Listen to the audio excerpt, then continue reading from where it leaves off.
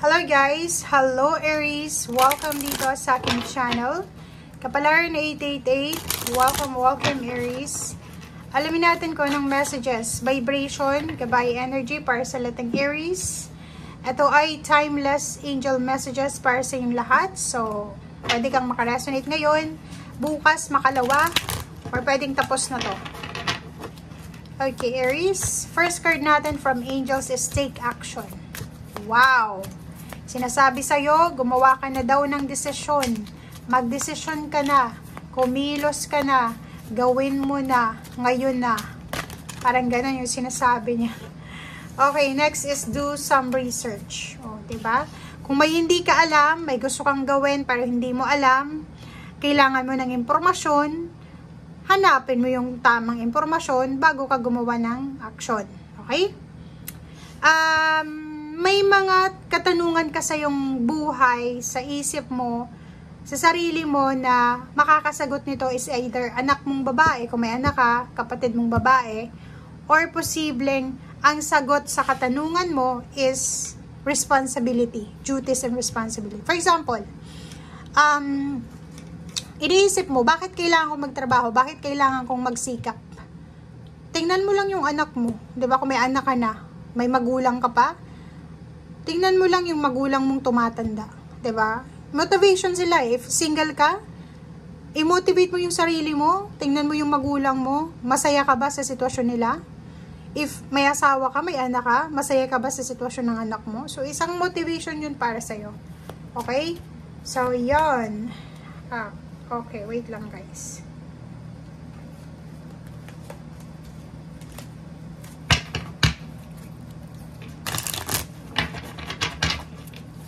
Okay, one more dito sa isang tarot deck na to.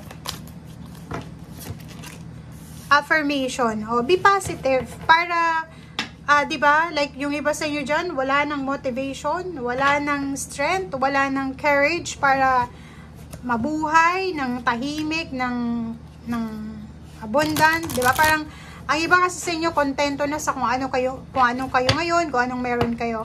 Dito sinasabi na kailangan natin na mangarap. Okay, affirm, 'di ba? Para ma-attract mo kung ano yung gusto mo. Be positive. Kasi kung palaging negative yung nasa isip mo, negative talaga yung darating sa'yo.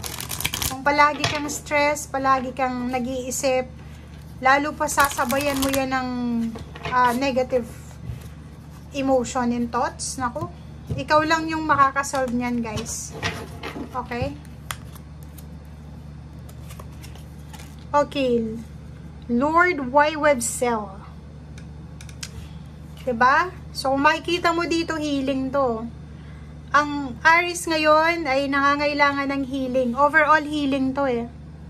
So, kailangan mong tanggapin ang healing na galing sa universe. Siguro guys, hindi ka masyadong spiritual, pero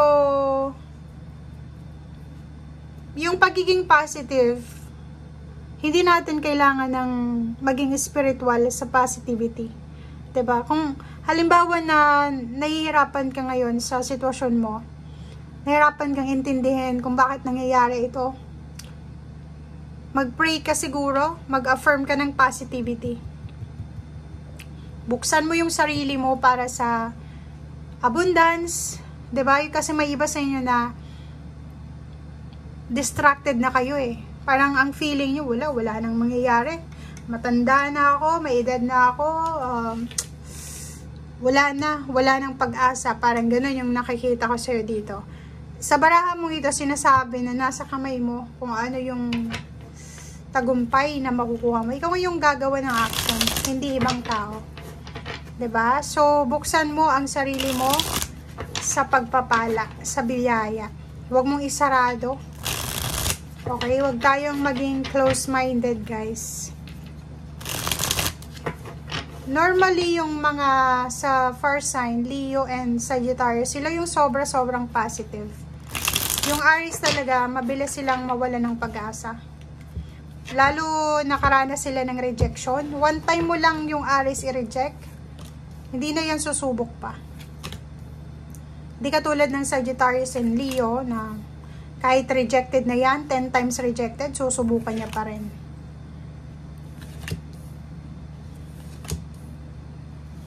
Okay. So, Knight of Air, sinasabi ng baraha yun. Kailangan mo talagang maging determinado, maging motivated. Kung gusto mong maging maayos yung takbo ng buhay mo, emotionally and financially, kailangan mong maging resilient. Okay? I-organize mo kung ano yung dapat i-organize sa sarili mo. Maging responsable ka. So, sabing pera, i-welcome natin kung ano man ito. Like, may nag-offer sa'yo, mababa lang yung sweldo. Tanggapin mo siya. May trabaho ka ngayon, be grateful. Kasi ang daming unemployed sa ngayon. Okay? So, yung 10 of Air, sinasabi na huwag kang masyadong mag-alala. Kasi, ano man itong pinagdadaanan mo sa ngayon, matatapos din to. Makaka-recover ka din sa kung anong nawala sa'yo. Makaka-recover ka din sa mga pangyayari. And makakaalis ka din sa kung ano man yan na pinagdadaanan mo. Okay? So, kontrolin lang natin kung ano yung dapat kontrolin sa ating sarili. Halimbawa, sobrang stress ka na dahil wala kang trabaho, wala kang hawak na pera. Instead na pumasok tayo sa bisyo, pumasok tayo sa negativity, negative relationship, or attachment, or partnership, why not na mag-compromise tayo? Diba? Why not na ibigay natin yun sa sarili natin na hanapin natin yung improvement. Hindi yung may ganun diba? May problema sa pera, ang pupuntahan mga barkada. Inom dito, inom doon, bisyo dyan. Pansamantalang kaligayahan, pansamantalang resolution sa problema. Pagkagising, ganun na naman. So, cycle lang.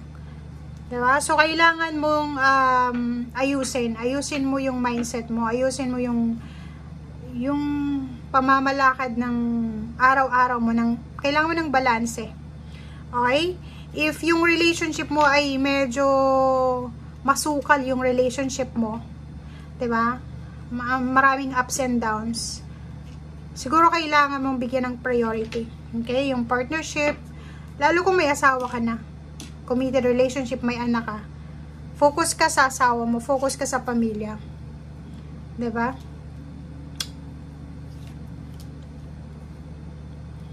Tingnan mo, puro pera to. May paparating ditong news or yun, balita, good news regarding money. Na pwedeng magdala sa'yo ng freedom, pwedeng magdala sa'yo ng pera, contentment, or yun, freedom. Kailangan mong tanggapin ito. Kasi minsan, diba, sa sobrang natin, sa sobrang pride, or yung expectation natin is mataas. Pag may nag-o-offer sa atin ng trabaho, ang tinatanong natin, magkano yung sweldo? Agad, sweldo. Yun na nga, tanggapin mo lahat ng abundance. Open yourself to abundance. Kahit mura, mababa lang yung sweldo, as long as may new beginnings, may pagsisimulan ka. Habang naghihintay ka doon sa kung ano man tong hinihintay mong trabaho, pwede kang magsimula dito sa maliit na trabaho. Diba?